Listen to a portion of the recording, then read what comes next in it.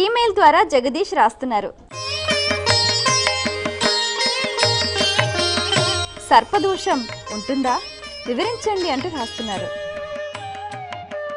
సర్పదోషం అనేటువంటిది జాతక చక్రరీత్యా వ్యక్తి పుట్టినప్పుడు ఆ యొక్క లగ్న బలాన్ని బట్టి ఆచరించేటువంటి విధి విధానాలు ఉంటాయి. అంతేకాకుండా వంశపారంపర్య రీత్యా ఆ వంశంలో ఏదైనా పొలానికి వెళ్తున్నప్పుడు నాగుపాము సూర్యభగవానికి ఉదయం పూట సూర్య నమస్కారాలు చేస్తూ ఉన్నప్పుడు తెలియకుండా కంటబడ్డది అనుకోండి, ఆ పాము వెంటనే ఈ వ్యక్తి చూశాడు కదా అని చెప్పేసి తలను నేలకు వేసి బాదుకొని మరణిస్తుంది. అది మహాసర్పదోషం, కర్కోటక దోషం. అది వంశానికి కూడాను పట్టి పీడిస్తుంది. అలాగే 2 జంట నాగులు కలిసి ఆనందతత్వంలో విహరిస్తున్నప్పుడు వాటిని చూసి చంపినట్లయితే మహా కాలసర్పదోషం పట్టి తీరుతుంది వంశానికి.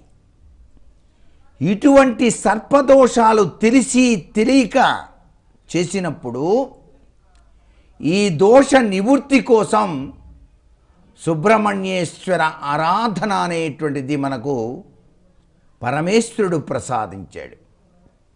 అందుకే కర్కోటక కాల సర్పదోషం అని చెప్పేసి ఉన్నటువంటి వాళ్ళు బెంగుళూరు దగ్గర ఉన్నటువంటి కొక్కే అనేటువంటి సుబ్రహ్మణ్య క్షేత్రాన్ని దర్శించి సర్ప సూక్తం అని చెప్పేసి ఉంటుంది, చక్కగా నిర్వహించి పూజలు జరుపుకొని వచ్చినట్లయితే వంశపారంపర్యరీత్యా సంభవించేటువంటి కాలసర్పదోషాలు, కర్కోటక కాలసర్పదోషాలు ఇత్యాది సర్పదోషాలన్నీ కూడాను పటాపంచలైపోతాయి అని చెప్పేసి శాస్త్రం. సర్పదోషం వల్ల ఏం జరుగుతుంది? వంశము ఉద్ధరించబడదు, సంతానం ఆలస్యంగా కలగడానికి ఆస్కారం ఉంది. అందుకే జంటనాగుల ప్రతిమను తప్పనిసరిగా ప్రతిష్ఠ చేసేటువంటి విధి విధానం కూడా ఉంది. సంతానం కలగనటువంటి వారికి జన్మాంతర రీత్యా సర్పదోషం ఉన్నట్టు లెక్క అన్నమాట.